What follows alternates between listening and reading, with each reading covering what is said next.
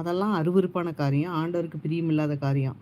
அடுத்தவங்க அவ்வளோ சம்பாதிக்கிறாங்க, இதோ இப்போ தான் வந்தான், முன்னாடி முன்னேறி போயிட்டான், அவன் அப்படி இப்படி இப்போ தான் ஒன்றும் இல்லாமல் சுற்றிட்டு இருந்தான், திடீர்னு கார் வாங்கிட்டான், ஒன்றும் இல்லாமல் இருந்தான், அதோ வீடு வாங்கிட்டான், எப்படி தான் சம்பாதிக்கிறான்னு தெரியல, தெரிஞ்சால் நானும் கற்றுக்குவேன். அதெல்லாம் ஆண்டவருக்கு அருவருப்பான காரியம். சரிங்களா? கொஞ்சத்தில் உண்மையுள்ளவன் அநேகத்தின் பேரில் அதிகாரி ஆக்குகிற வல்லமையுள்ள தேவன் தான் நம்மளுடைய தேவன். சரிங்களா? நம்ம கொஞ்சம் காரியத்தில் உண்மையாக இருந்தோம்னா, அவர் எப்படிப்பட்ட தேவனாக இருப்பார்? உங்களை ஆசீர்வதிக்க பெரிய ஆசீர்வாதங்களை தர வல்லமையுள்ள தேவனாக இருக்கிறார். சரிங்களா? இங்கே அதனால தான் அவர் என்ன சொல்றார்? அவரின் வாய் கர்த்தரின் துதியை சொல்வதாக.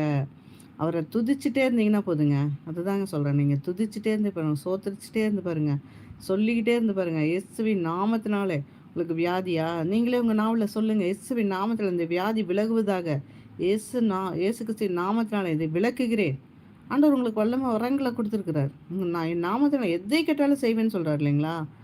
என்ன வேணாலும் நீங்கள் கேளுங்க. நீங்கள் கேட்டு பெற்றுக்கொள்ளுங்க.